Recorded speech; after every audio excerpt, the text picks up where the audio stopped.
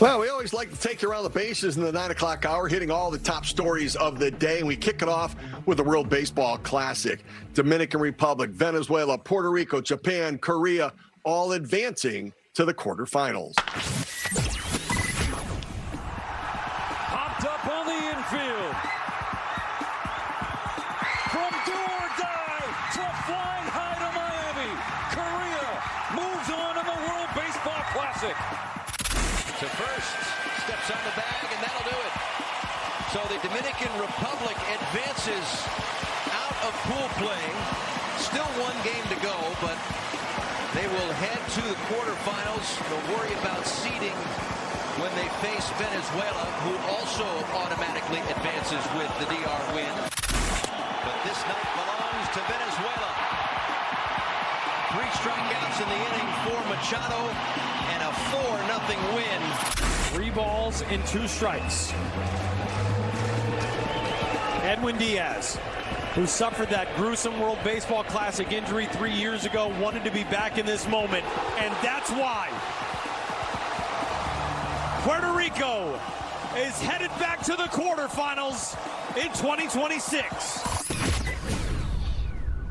And there you have it. What happened yesterday, and what happened yesterday was huge.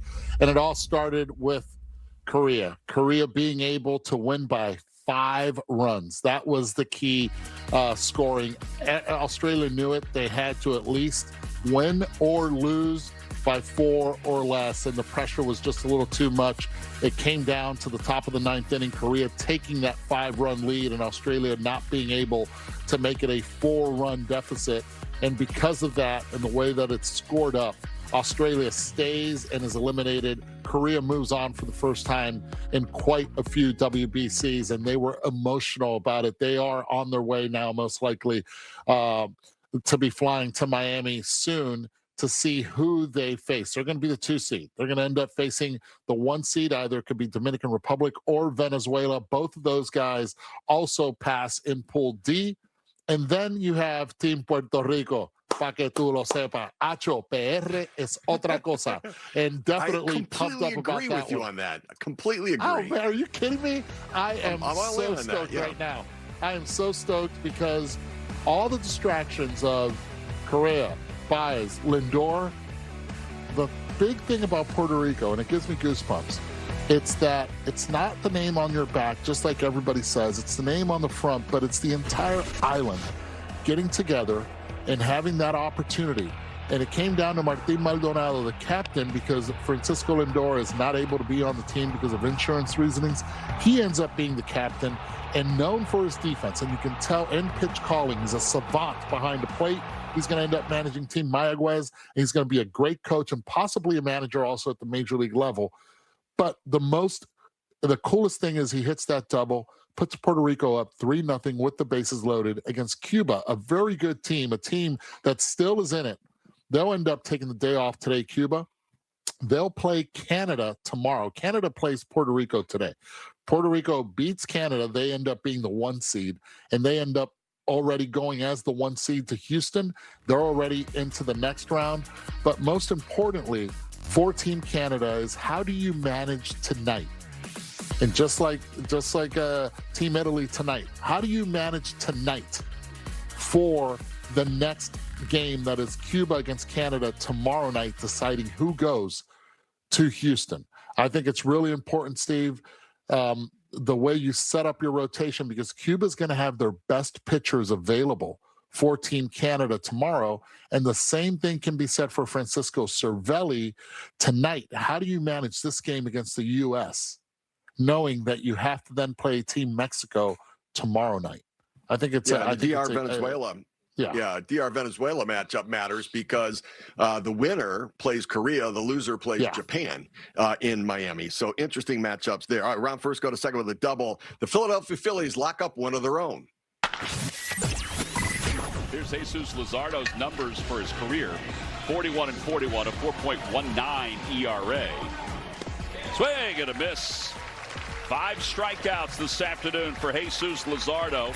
They get Jesus Luzardo done. I haven't had a chance to look yet. I don't know if we've seen. Here we go. 5 years and $135 million, according to some of the insiders, that Luzardo's going to stay. Interesting number for him. Certainly, that's a nice job by the Phillies. Ranger really Suarez got something close to this, but he might have left some money on the table. This is probably too much to pass up, and the Phillies did a great job in kind of finding that right number, to allow him to say, hey, I'm going to forego free agency. Does he get a 5-year deal in free agency? Very well could if he stays healthy this year. He probably makes 5 and close to 200, truthfully. Yeah, how much is too much for Jesus Luzardo, who has gone already through some rehab and stuff when it comes to his arm in the past, and he understands the fragility of what it is to be a pitcher and probably wait for that big payday. And look, give him a lot of respect. Give the Phillies a lot of respect. They did a great job a couple years ago locking up Chris Sanchez and being able to have him now as a number one. You get Luzardo locked up as well. You have Wheeler when he comes back. You got Nola there as well, and you have Andrew Painter. This is a really good starting staff. This year you'll have Taijuan Walker also in the last year of his deal. So look, this is a team that is built to win. And they're built to win, and they know that not only for this year, but for the upcoming years as well. And being able to lock him up with an AAV of $27 million works for the Philadelphia Phillies.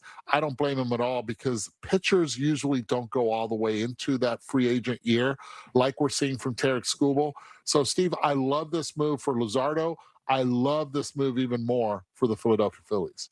Yeah, I do too. $1 million more per year than what Ranger Suarez got, and he's 28 years old. I think they liked him better than Suarez, so it makes sense, and they got him locked up. And so Suarez taking the security, or Luzardo taking the security instead of running out to free agency and squeezing every last little dollar out of it. All right, we run second, go to third with a triple. Tarik Skubal making the decision to return to Tigers camp and leave the WBC. Skubal's pitch. Tried to check his swing. He went around on a changeup and a 1-2-3 second for Tarik Skubal. Manager Mark DeRosa just announcing that Tarik Skubal, two-time American League Cy Young Award winner and the ace of the Detroit Tigers, will be leaving Team USA after tonight's game and heading back to Tigers camp. Skubal had opened the door to potentially sticking around and throwing more than one game for Team USA, but with his free agency beckoning this offseason and the potential to earn more than $400 million, Skubal decided ultimately that he's going to get back on his normal routine with his typical team and leave behind this incredible pitching staff. Yeah, and there you have it right there. Look, that was a conversation. What do you do with Tarik Skubal? Bottom line with Tarik Skubal, I think he did the right thing. He was always meant to throw one outing and then go back to Tigers camp and get ready for opening day. He's got a lot at stake, Steve. I don't blame him one bit. I'm all in, and he then will join Team USA as a spectator there on the bench with his brothers in Miami. So, look, all good, smart decision by Tarik Skubal. Speaking of Team USA, we round third, head home with Team USA holding on to a 5-3 win over Mexico and advancing to the quarterfinals. A loud atmosphere. Now, it's not like tonight as Judge hits in the air to right. Duran going back. He's back to the fence. That ball is out of here. Aaron Judge, an opposite field two-run homer. It's 2-0 USA. Waits and crushes it. Deep to right center field. It is 5-0. Roman Anthony off the facing of the second deck, a 3-run blast. And the U.S. with a high 5 in the third. Tellez swings and misses, and the inning is over. 7 strikeouts in 4 shutout innings for the reigning NL Cy Young Award winner, Paul Skeens. It was awesome. Great atmosphere. Nice to feel like I'm doing something rather than just, taking up a hotel room and eating all the free meals. So good to go out there and do my job. Farron Skeens, Steve, I'm going to let you land this plane because I had trouble landing the single. But wow, the Team USA came through. 2 big home runs. Skeens setting the tone early. USA moves on to the next round. Hey, a lot of pressure in that game. Mexico had beaten the USA the last 3 times they had played, so a big win there.